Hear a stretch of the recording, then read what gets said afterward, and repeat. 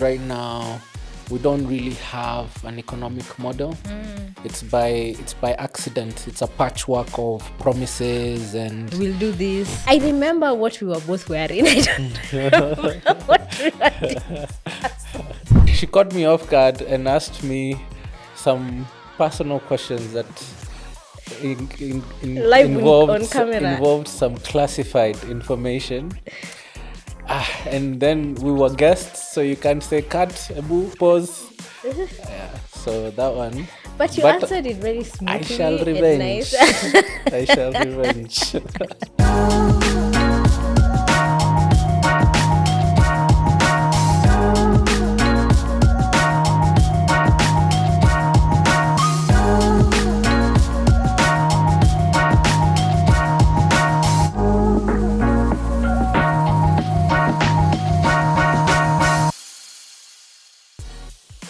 Welcome to Politikali Konekted, a podcast on everything politics and governance in Kenya and Africa. I'm your host, Diana Ngao, AKA Madam Speaker, and I am Chaka. aka the Bishop. Today we're having a different episode. This episode will be answering questions from our team here on very many different topics. So we are ready. Oh, we're ready. But tired. Yeah. But tired. Chaka is always ready. Ask him anything, he'll always have an answer. I had a few of a time, but I suppose the most prominent one was Kaka. And that's because my younger siblings, when they were young, they couldn't pronounce Chaka. Oh, so they wow. would say Kaka. And so it stuck over the years. I had others in school. But yeah, Kaka was... I like that. It's reminding me about my son currently. He can't say banana, he says manana. Like the bar has refused. For me, my childhood, one was Lady D. Yeah, everyone used to call me Lady D. Even sometimes you'll hear, if I was to meet my parents' friends or even my parents themselves, they sometimes call me Lady D. Is high school still part of childhood? I suppose, yeah. And university? Yeah. University is not childhood, so hiyo sitasema.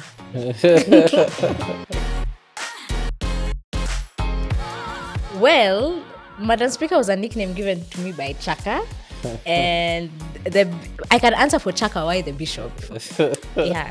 So the Bishop for Chaka is because like I said earlier, he's always ready with questions, and even how he contextualizes his questions, he always anchors it from the Bible.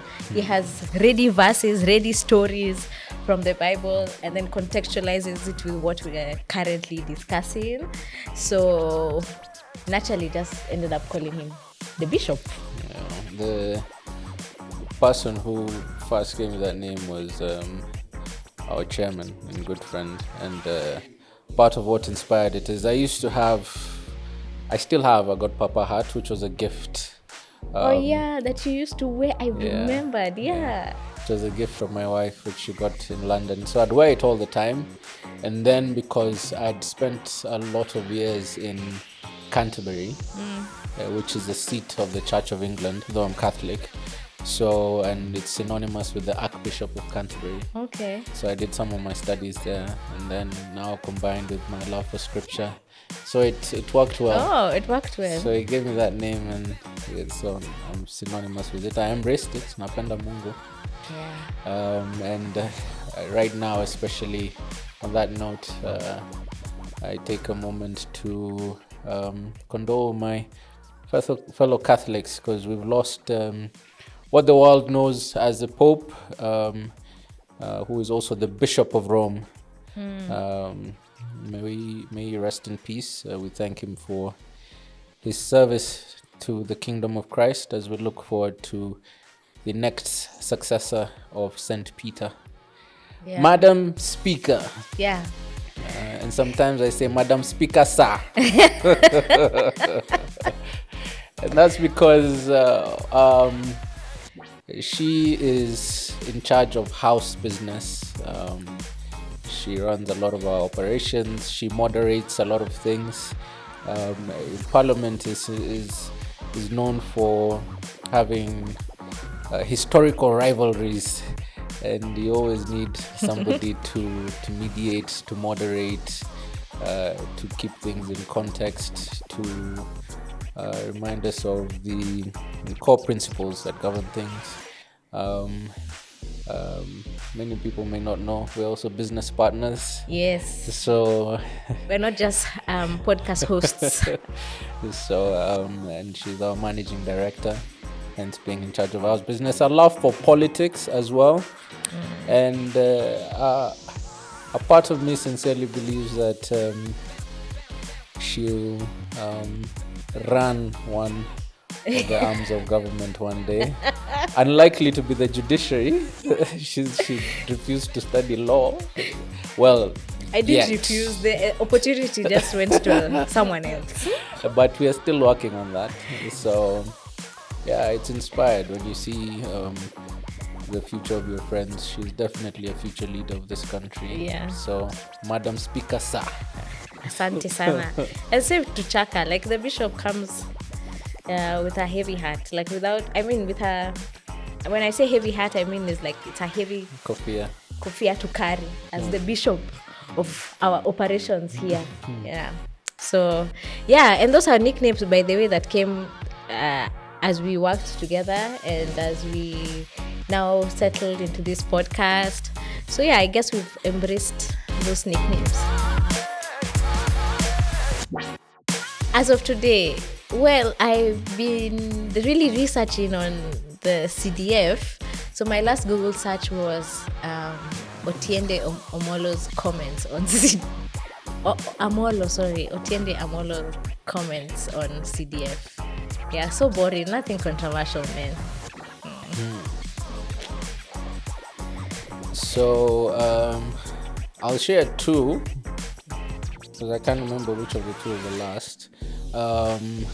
There's a song called Walking in Memphis, and it was playing in my head this morning, so I Google searched it. Walking in Memphis, the ghost of Elvis. Yeah, so I like hiyo lazima unichezee ndio nijue ni gani. Really? Yeah, maybe I've heard it, but I don't know the name.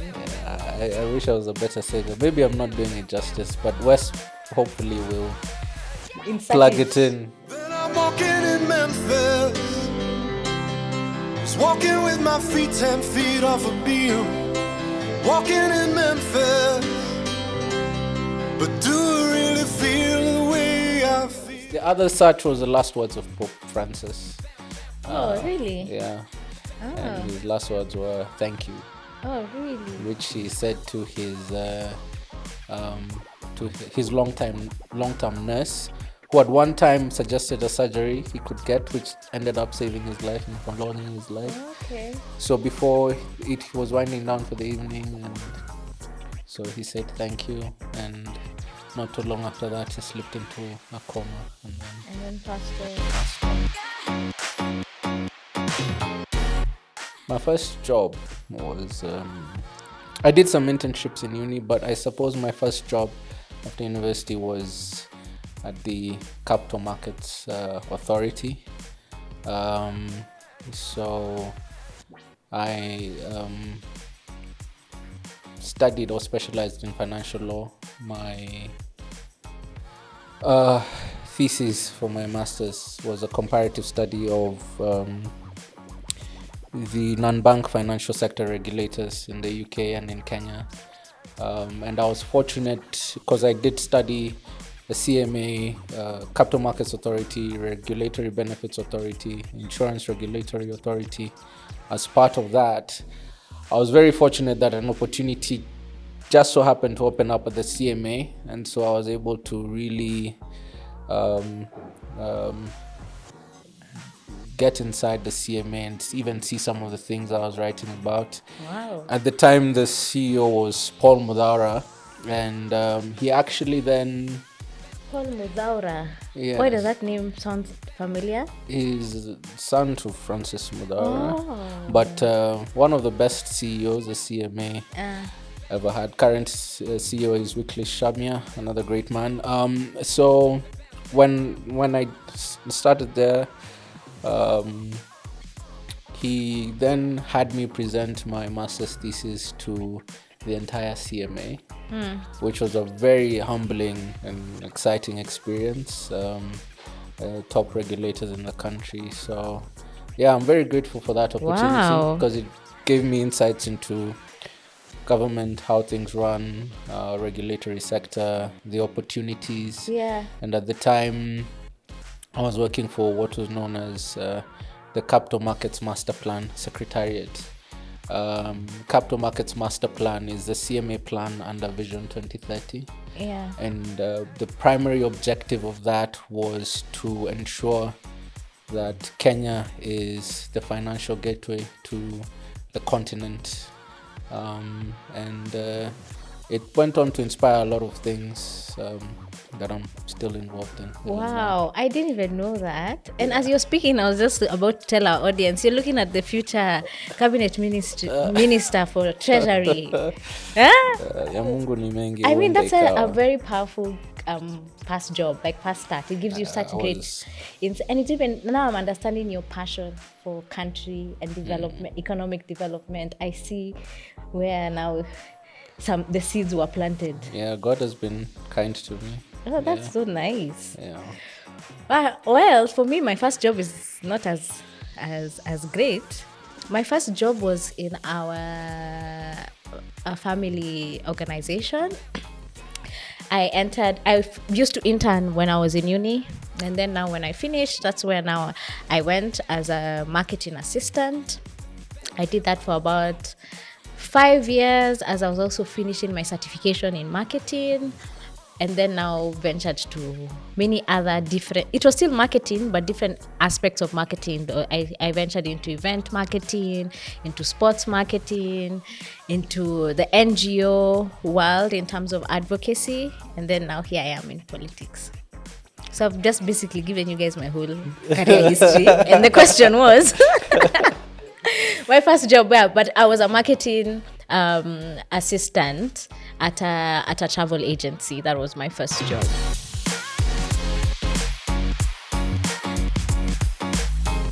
I'm listening to a couple of podcasts, so I don't know whether I can say one. The first one I'm really loving is the Trevor Noah podcast. Yeah, it's so entertaining. They're talking about almost anything and everything, but in such a very in-depth way. I like how he draws out his guests, the different guests, and then also the kind of chemistry that he has with his co-host. It's really great to see. The other one is a Kenyan podcast, which is Financially Incorrect. Hey, it's really nice. I also like So This Is Love to listen to because it's not a visual podcast. So when I'm driving, I listen to This Is Love because those stories are heartbreaking. So, but not all the time because sometimes are too heavy. So when I see like, hiyo imenipeleka chini, I go and now look for either Trevor Noah. Vusi Thembekwai also had a podcast that I listened to. I listened to actually a couple. Like if you look at my podcast, Nini, I just pick. Yeah, I really like podcasts. Yeah, and you, Chaka? Well, one of my favorite podcasts right now is Politikali Konekted. Of course. But in addition to that, so that the three main ones I consistently listen to, but I listen to a lot of different content. But there's Explaining the Faith with Father Chris Ayler. And basically they talk about different aspects of the Catholic faith. There's a lot of rich history that is very, very, very enlightening. For instance, as a Catholic, I'm a Marian. A what? A Marian. For us non-Catholics, It's basically so. Basically honor and venerate the mother of Jesus, okay. the Virgin Mary, Blessed Virgin Mary. And in Catholic tradition, there have been a number of apparitions where she's appeared and given messages, warnings about the future. Okay. And there's usually a lot of historical context, things that were happening at that time in history, whether it's in the lead up to world wars, whether it's plagues in France. There's Our Lady of Kibeho. She appeared in Rwanda before the massacre. So the genocide, sorry. So there've been a lot of apparitions. There's also the lives of the saints who've had very fascinating and there's a lot about the Catholic faith that is understood. People accuse us of worshipping idols and or praying to saints, and it's really misunderstood. I think where we recognize a lot of the mysteries of life. Yeah. And so there are people who lived very godly lives, and if you just look at their lives, it's very, very inspiring. Very, very inspiring. Like I'll give you one example without going too much into it. Thomas Aquinas, who is recognized by a lot of lawyers for jurisprudence, the philosophy of law, as one of also the greatest philosophers, but he's also a church father. So St. Thomas Aquinas, he and Are there schools named after him? yes, Aquinas High. Aquinas, yeah. Yes, yeah. Oh, okay. You have. I didn't know that. And now I'm seeing where the name came from. Yeah, and I mean, anybody who studied law has therefore studied jurisprudence, has therefore encountered Him. Aquinas. Anybody who studied philosophy has encountered Aquinas, and that's a Catholic saint. There are many, Saint Augustine. There's their lives. I have a random question. Yes. In primary, were you also in a Catholic school? No, I was not. Oh, okay. Yeah, actually, I never been to a Catholic. A Catholic school. Yeah. Oh, interesting. Yeah. Yeah, I was in a Catholic school, though we were not Catholics. So Yeah. I understand a bit, or maybe what I can remember mostly is how Catholics conduct mass. But I can't say that. I mean, I was a child. I wasn't that interested. It's just that you're following a certain protocol or a certain way of what you've been told to do. Yeah. But there was really not, like now when you're talking about the saints and stuff, there was no that depth of understanding the religion. Yeah, and actually even a lot of Catholics, unfortunately, may also not know why we do some of the things we do. Like Mass is a celebration, and it's structured in a particular way, and each is a celebration of the gospel in different respects. Yeah. There's liturgy of the word where you're celebrating, the word. There's the Eucharist, the sacrament, where we believe in something called transubstantiation, where it actually becomes the body of Christ. And yes, transubstantiation, look it up. I saw something. I'm sorry, guys, we are deviating, but I saw something on TikTok. Yeah. It was a video about a lady who was talking about some very key thing that happened during the Pope's tenure. There was a church in Spain, I can't remember what city in Spain, that while they were partaking of the what would you call it? The Eucharist. While it was being given, one fell. So I guess the protocol was to pick it up, put it in some solution, and then put it away in. I'm really saying this badly, but okay. Just put it away in somewhere, and then let it dissolve for like 18. Was it 18 days or a month? And then but that was the protocol. But then after those 18 days, when they went to check, it hadn't dissolved, and if actually the bread now had some bloody stains on it. So the Pope was notified, and the Pope quickly called in some scientists silently and said, you know what, you guys need to study this because this has never happened. And when the scientists studied it, they came back and they said that the particles, like, it actually has turned into human flesh and human DNA. And they can tell that flesh, or rather in Nini, like, had gone through a lot of suffering and something. So trauma. So basically they were just, or rather what was the miracle here is that it is actually the body of Christ in that, which for me I was just like, wow. It's maybe it's not that it hasn't happened before in history. It's actually happened quite a few times. Yeah. So something to look up as well is what is known as Corpus Christi. Yeah. And in history, there are quite a number of times where the Eucharist has actually turned into blood and sometimes bleeds. And when the blood is tested by scientists, not only is it human blood, it's alive. It's alive. Wow. It's alive. And another thing is, what they also discover is that it only has one chromosome. And what is the significance of it only having one chromosome is because it's a chromosome because of becoming incarnate of the Virgin Mary. So it was just yes, for Mary. So there's a lot actually of verified scientifically, and that's part of the mystery that we celebrate. And you see, what's interesting is we all know the Lord's Prayer, for instance, Our Father, and there's a part in the Lord's Prayer where we say, "May it be, your will be done on earth as it is in heaven." So in that celebration of Mass, we also believe that it's being celebrated in heaven at the same time. At the same time. So in that moment, it's actually on earth as it is in heaven. And also in that celebration of the Eucharist, it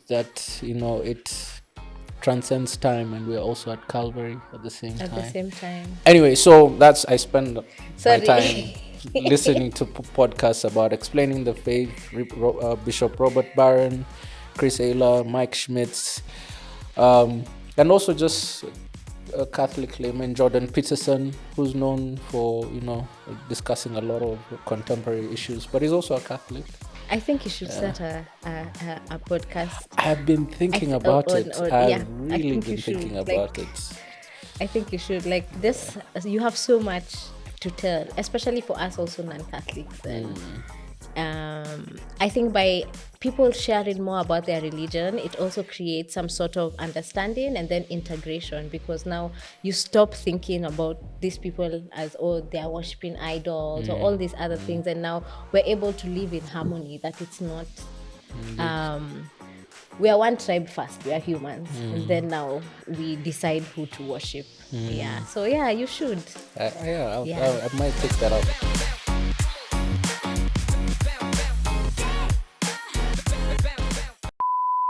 Wait. Before we continue, I have a question for you who's watching. Why haven't you subscribed to our podcast? This is a podcast for everything politics and governance that concerns you. So hit the subscribe button. You can also hit the notification bell of our YouTube channel so that you never miss an episode. We're on YouTube, we're on Spotify, and we're on Apple Podcasts. You can find this podcast anywhere you want. And follow us on social media. We're on TikTok, Instagram, Facebook, and X, formerly Twitter. It doesn't cost you anything. It will take literally a minute. Make sure you also share this video, because hii si kitu ya kuwatch peke yako. Share it on your WhatsApp groups and let's stay connected. Haya, sasa, let's go on.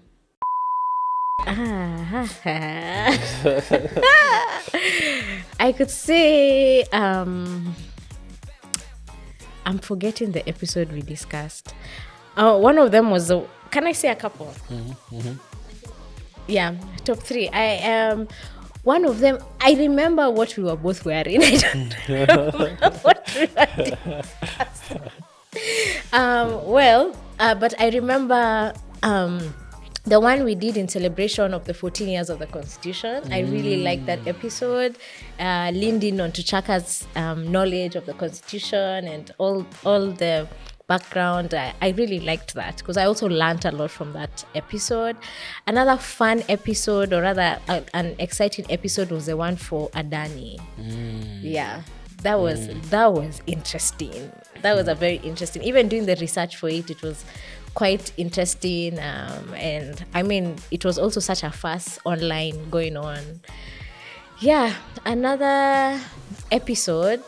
It's the most recent one actually with Maji Maji. That's one of mine as well. Yeah, that was really a really that. good episode. So yeah.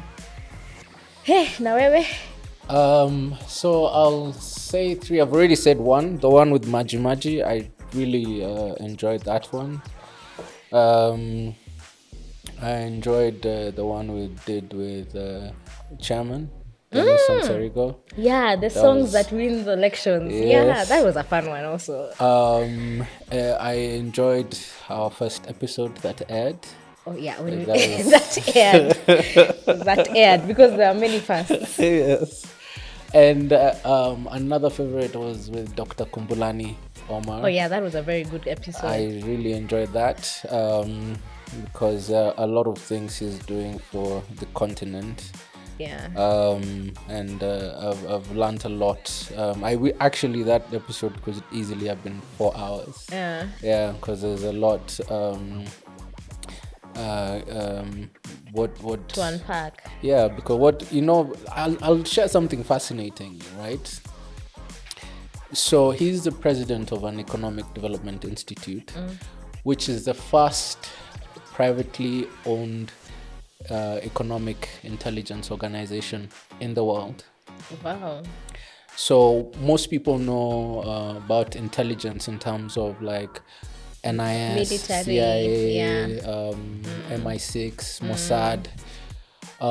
What people may not know is that other than the security intelligence, there's also economic intelligence.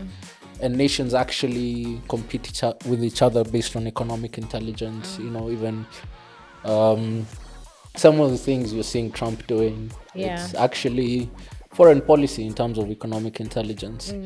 So what people may also not know is that there are a lot of private intelligence organizations which even support organizations like the CIA and the like. Some of these big corporations in the world that make billions every year. The reason they are that competitive is because they actually have intelligence operatives. And Africa has focused on security intelligence, and that's part of why we're really behind.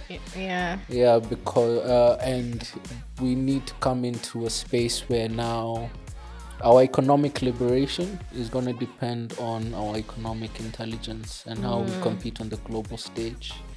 So there's a lot of things that have... I already have a question for him. Yes. He has to come back for me to be there to ask the question. I have a question because I'm like, okay, Africa needs economic intelligence, but because in my opinion, I feel like we're still so colonized economically. How do we first break free of those chains? That's part of it. And then now... That's part of it. Because remember, that actually being that neocolonialism, which the likes of Kwame Nkrumah, Julius Nyerere foresaw very prophetically, you can only break away from it by intelligence. Because remember, even our founding fathers, their operations were intelligence-based. And... so you also have to be invest quite a bit in even understanding the policies that are being imposed. You and I sat with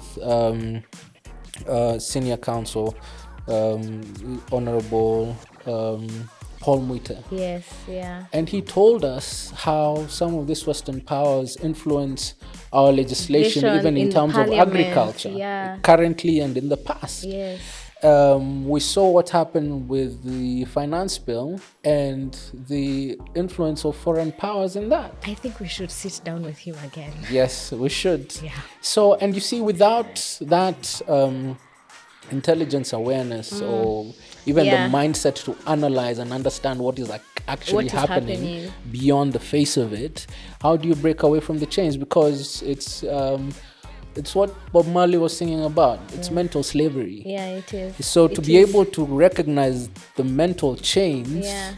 it requires a power of interpretation. Yeah. And that's what the part of what the intelligence is. Yeah.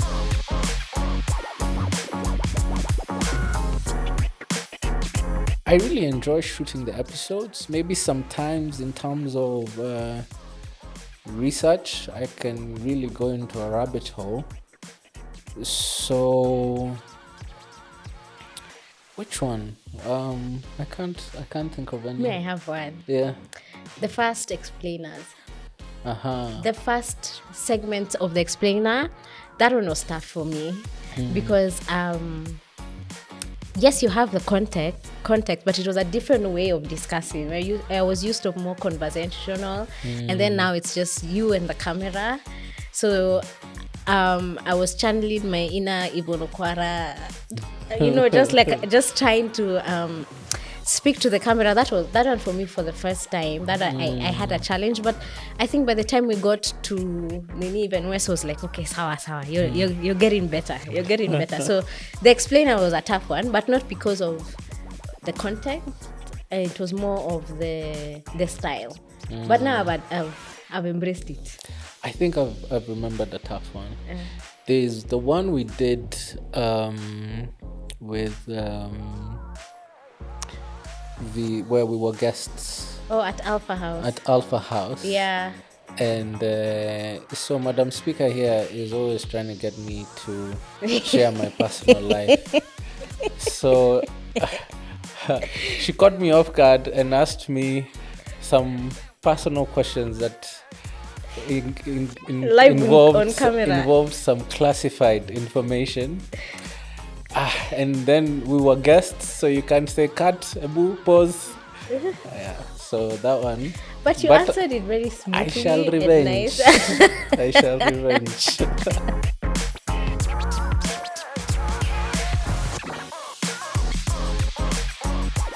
If I was president today, does it have to be just one?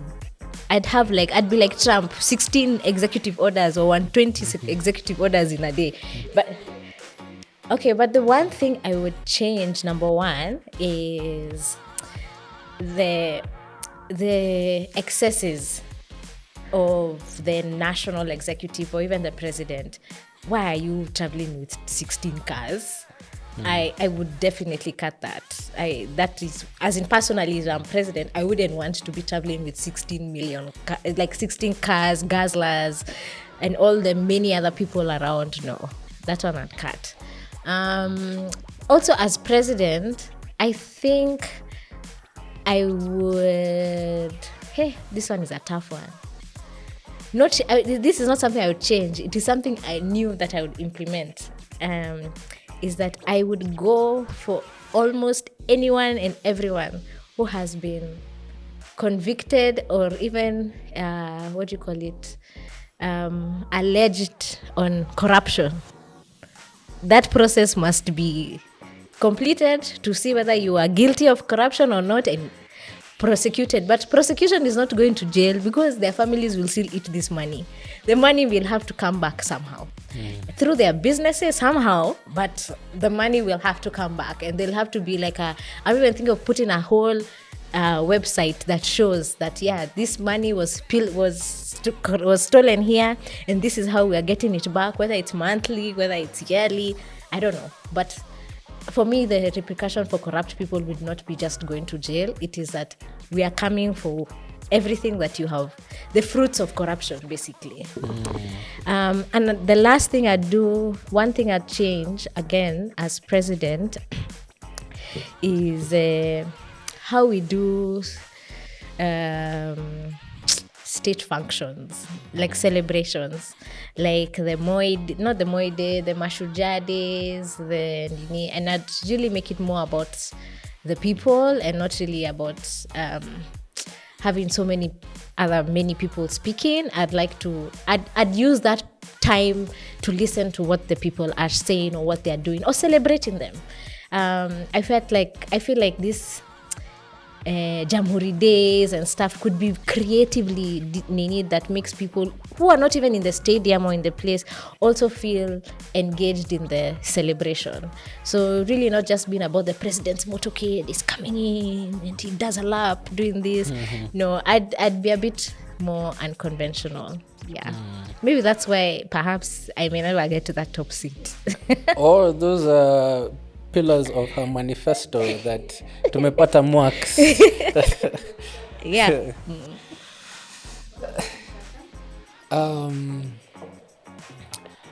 I think there are quite a number of things, but let me say that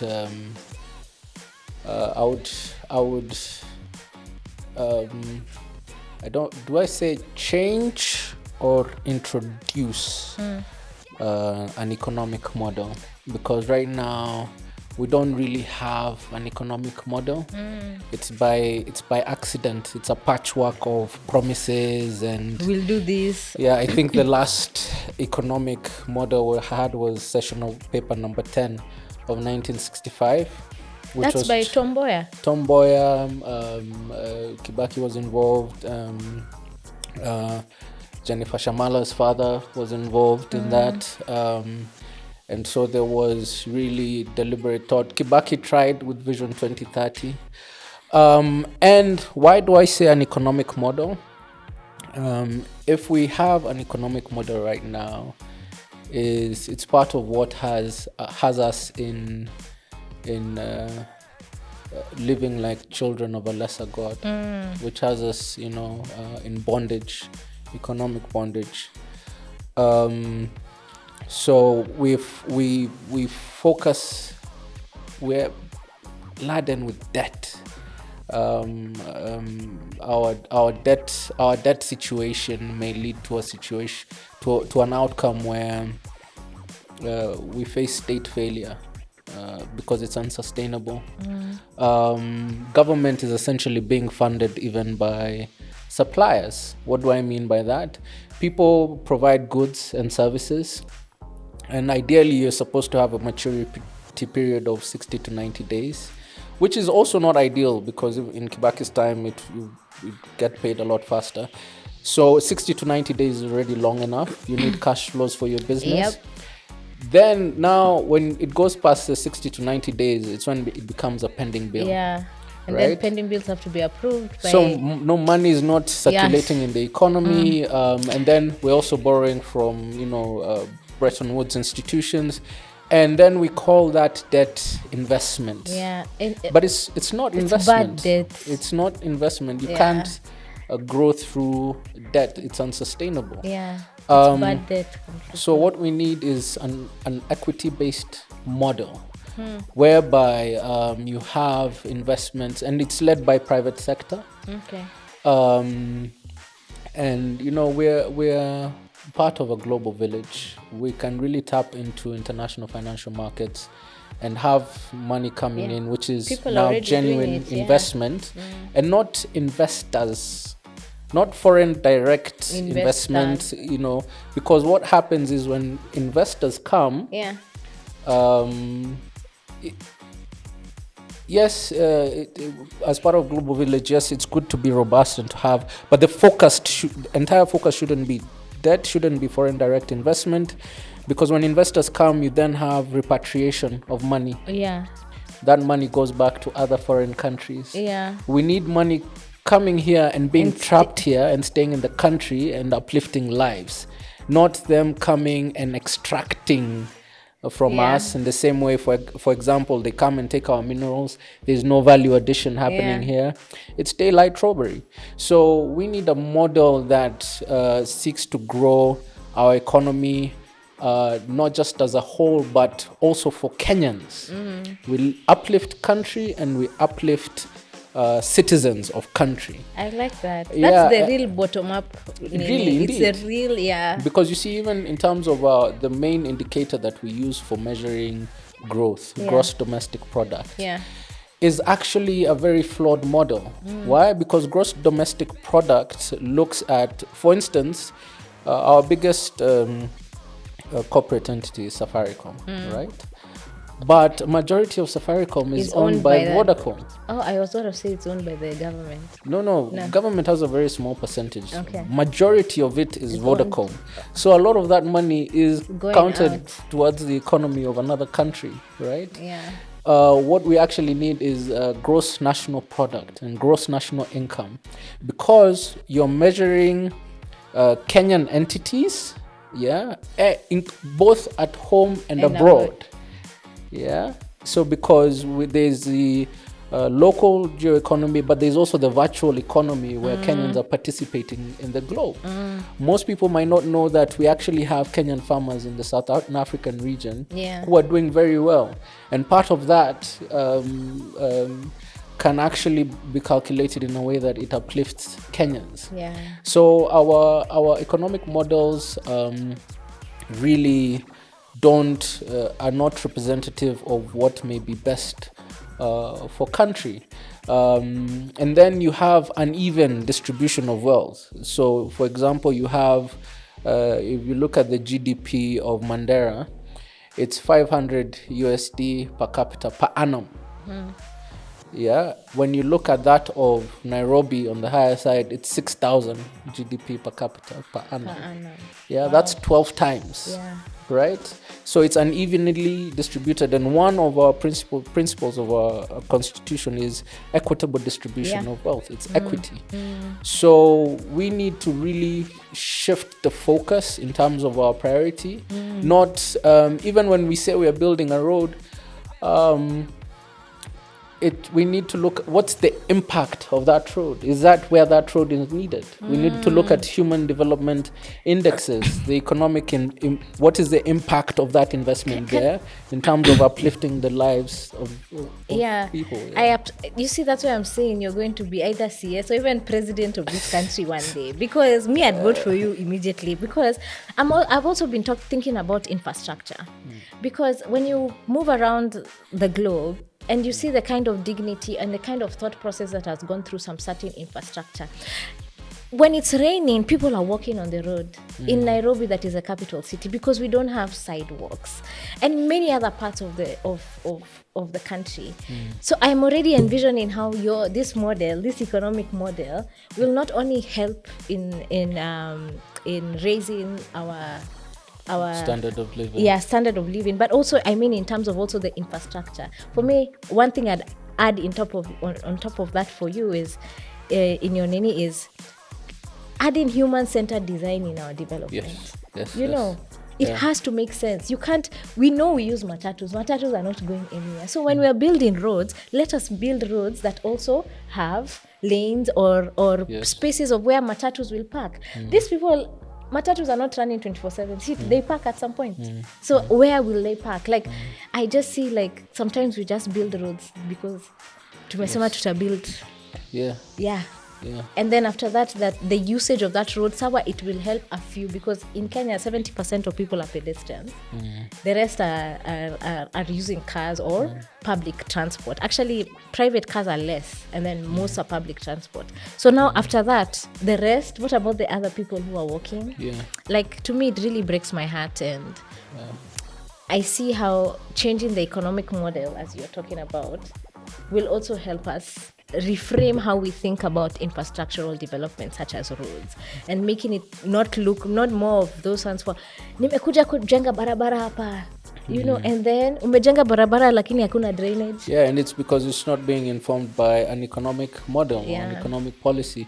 And there are a lot of Kenyans actually who much can articulate these things even much better than I am, and I think it's part of why we do this podcast is to liberalize, and we'll get more people coming and articulating these issues. And because I was in a meeting the other day, and somebody was saying that actually adopting what you're saying, human-centered development, having human development index basket, where you're looking at the health indicators, where you're looking at education indicators, you then have a system and a metric for holding government accountable.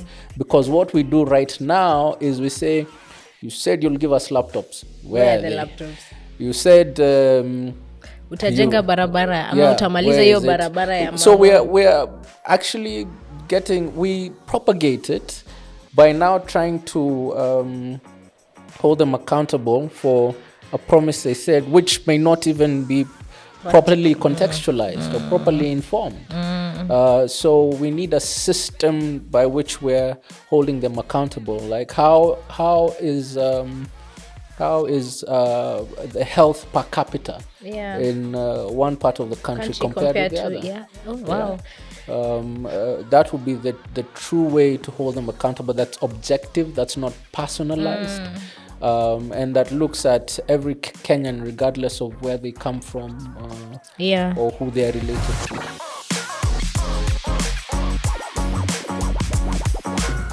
Answer your question. Yes. and it's foreign investment more than foreign investors, because if that money comes in into our private sector, and that way even private sector can do some of the things that government is doing that it's not supposed to be doing. A lot of infrastructure development should actually be private sector led. And so the investment comes in, and not as debt.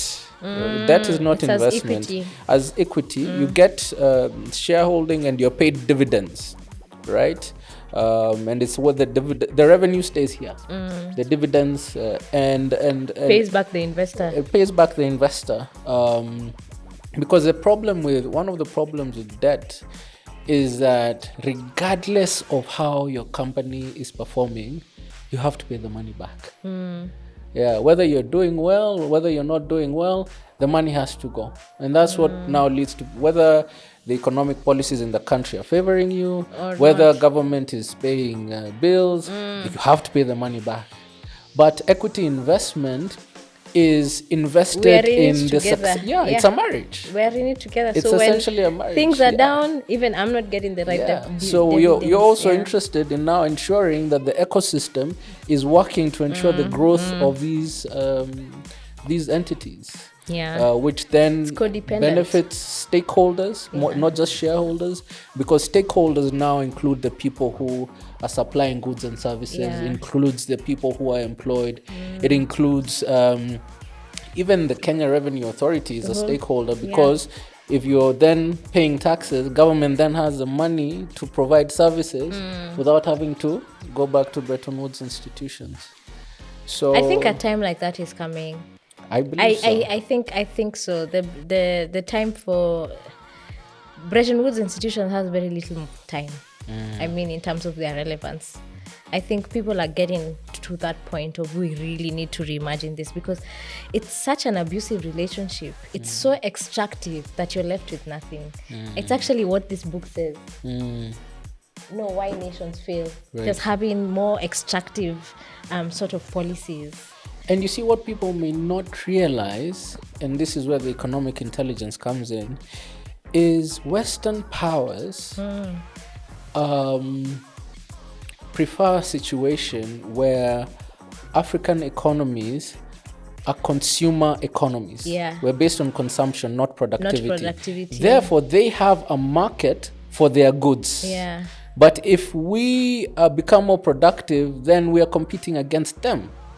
Right? And we level it, the playing field is leveled. When we talk about, for example, productivity, even put aside what I was saying about gross national product, you look at our GDP, at which on average, just Nairobi is 6,000, but in terms of Kenya, it's 1,500 GDP per capita. That of Switzerland is 90,000. Wow. That means that they're more than 50 times more developed than us. That's per person, per capita. That's why I'm saying we're living like children of a lesser God, right? What is it? They're humans. And So it's, what and is it, it? And it is by design. It is by It is design, by precisely. design, yeah. So they the policies that they have us adopt, they don't adopt in their own they countries. don't. It's very Absolutely. different. So it's designed to Keep. even in terms of our regulation, we are not relevantly legislated. We are over-regulated, actually, and it's precisely meant to make things difficult to do business. If you look at, for instance, even in terms of what we're discussing with Honorable Paul Mwite, in terms of agriculture, those GMOs are designed to come in, affect, because soil. they have patents on them. So they affect our crops, they affect the soil, so our crops can no longer grow, only theirs can grow. And then you can't grow their crops because of the intellectual property.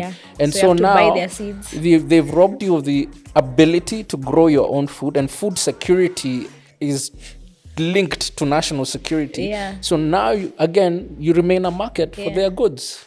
Right, and remember, part of what they're doing, they're also trying to have population control. It's colonialism. There's a lot. Wow. Wait.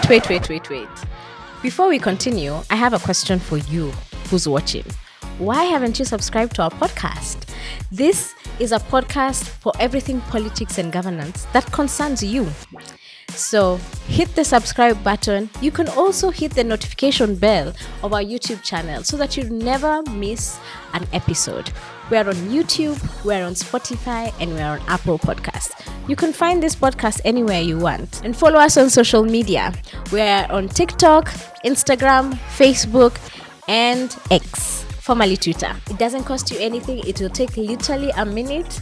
Make sure you also share this video because hii si kitu ya kuwatch peke yako. Share it on your WhatsApp groups and let's stay connected. Haya sasa, let's go on. We may have to do like a series on neocolonialism. Actually, that's a great idea. We should do a series on neocolonialism because it's a lot to unpack. And the more you travel Africa, then you go to Europe and you just see the disparity and you're like, let me just even make it about what you're talking about, mental slavery. My trainer in the gym was telling me that Africans, both men and women, are scientifically more stronger. Like scientists have said that we are more stronger. So even how we train and how hard he can push me is not how hard he would push someone else who's non-African. And I was like, that's very interesting. Is this how it has been? And he's like, yeah. Like Africans are genetically just more stronger, built and can withhold more. Then I asked him, so how are we colonized if we were all stronger? And when I recently went to, I know it's mental slavery. And then when I recently went to Robben Island to see the prison there, and hey, you realize that they even had like Afrikaans diet and Bantu's diet, even down to the clothes. So Afrikaans and Coloureds would wear, during winter, because it gets really cold down there, would wear jackets. But the what they would call Bantus, who are now the Africans, would not be given any blankets or anything to cover themselves, down to even their meal schedule. So you're not only locked up in your brain, it's also in your nutrition. So they are basically actively making you weaker, because if you were to be given the same nutrition and revolt, kwisha wow. And to me, I was like, I don't understand how we were. I'm still trying to understand how are we colonized if we are the stronger. I don't say stronger race, but I just mean genetically, like Africans are stronger. And now, the more you think about it, apart from all these other things, it's also here in the mind when you start to think that you are a child of a lesser god, or you are lesser and these ones are the ones who know everything, then you'll never break the chains. And that's why they killed our prophets. That's why they killed the ones who were cluing us in. That's why they killed Thomas Sankara. Yeah. That's why they killed Steve Biko. That's why they killed Patrice Lumumba. Yeah. That's why they ousted Nkrumah. These even Nani the Robert Gaddafi. Mugabe's it was, they killed our prophets precisely because they were cluing us in to what was being done. It's part of the suppression we face, and it's part of the duty we have to, As the this Bible says, generation. my people perish for lack of knowledge. Yeah. It's an People important perish thing we're for lack doing of here. knowledge. Yeah, Yes. it is. Wow, how poetic after what we've just come from. I think it's what excuse me, my co-host has been alluding to all this time, is that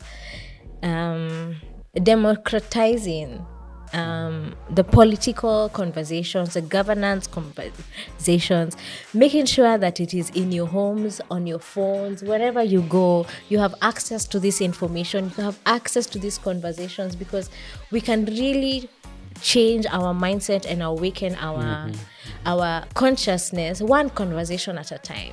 So Politically Connected is just to help us connect with the politics of the day that includes us. Politics is not removed from our day to day. It includes us. And the governance, how do we govern ourselves? We can't leave it for other people to decide how we govern ourselves. Like what Senior Counsel Paul Mitter was alluding when we had that conversation. We can't leave it to foreigners to come and dictate what sort of policies we should have for agriculture. It needs to be a conversation that we have and continue having.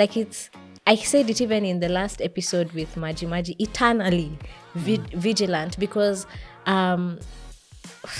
it is our country, it is our home, it is our continent, it is all we know, and without it, then we'll continue remaining repressed. So Politically Connected for us is, we say we want to raise the civic consciousness of the continent, which will be done one conversation at a time. So the more episodes we have, the different topics we unpack, we really just want to liberalize these concepts, the complexities around that, because some of these things are made complex by design so that you don't understand them. So it's a very big dream. It seems simple, but it is a passion, really, for both of us, Emma. Yeah, indeed. Yeah. Politics is the science of government, and I think the part of the core thesis is that the choices we make as a country, our policies, our leadership, has an impact on so many things. That's why it's politically connected. If we're looking at health, right, it's politically connected. Yeah. Our access to healthcare that's affordable, that's quality, and that's accessible. I'm not traveling kilometers and using up my life savings. Yeah. So that is politically connected. When you're looking at our education, our children being positioned to be competitive in the new global economy and where we're going, we're living in a season of the African Continental Free Trade area. That involves, in large part, free movement of goods and services. If we're talking about free movement of goods and services, then as a person offering a service in Kenya, am I well educated and qualified to offer that service in South Africa? Yeah, and that is a function of our education system, right from kindergarten. Yeah. So it's politically connected. When we're talking about food, food, our agricultural sector, exactly. We're talking about the policies that are there. Whether in a decade we'll be able to even Feed. have subsistence farming, Yeah. and it not being criminalized, right? What we take for granted, it's politically connected. Our natural resources. Yes. The land that your grandfather has left for And you. our forefathers, Our forefathers, yes. it's politically connected. An inheritance, and the Bible says that in Proverbs that you leave an inheritance for your children's children. So when we're taking on so much debt, we're robbing posterity. Our So how do we generations. reclaim the inheritance of our children? It's politically connected. If we're talking about our national conservancies and planes flying in and taking minerals and going off undetected, Yeah. Yo, Sasa, that politically one is even connected. another episode on its own. But yeah, everything is politically connected. It is. And because we are the governed and we are the ones who choose who govern us, it is important to be politically connected to all these issues. And that's why we have Politically Connected. That was nice. We've also gotten even different ideas for our Yes. coming episodes. Indeed. And it's also nice to remind ourselves why we're doing this. I think that's what this episode has done for me, is remind myself why what we're doing, not getting lost in the day-to-day and seeing the bigger picture of Politically Connected. Your parting shot? The Bible in the New Testament says that these three things remain: faith, hope, and love. So I have faith in ourselves, in our country, in Kenyan citizens. I have faith in what we are able to achieve, and in the bringing to life the dreams we have for our children, our country. I have hope that despite all the challenges, despite all the infiltration, despite all the subjugation, I have hope that liberation is soon coming. Yep. And that we have a role to play, so it keeps us going. And the greatest commandment, we have to love ourselves and our neighbors. Yeah. So we have to love our country. By loving our country, we're able to love our African neighbors, because the liberation is not just for Kenyans, it's for the black civilization. The continent as a whole. So these three things remain: faith, hope, and love. Yeah. And I have hope that we leave our country and our continent Better than we found it. exactly for our future generations. So there you have it. Asanteni, maybe we can ask our audience, if you have any questions for both Chaka and I, you can drop them in the comment section and we'll soon answer in either on the next episode or maybe even in the comment section. But our policy hapa ni comments fupi lazima ikuwe fupi, hatutaki maparagraphs, comments fupi. So make sure you subscribe to this podcast. You can find us on YouTube, Spotify, and Apple Podcasts. You can also find us on your favorite social media, whether it's TikTok, whether it's Instagram, whether it's Facebook or X, we're there. So till the next time. See you soon on a screen near you.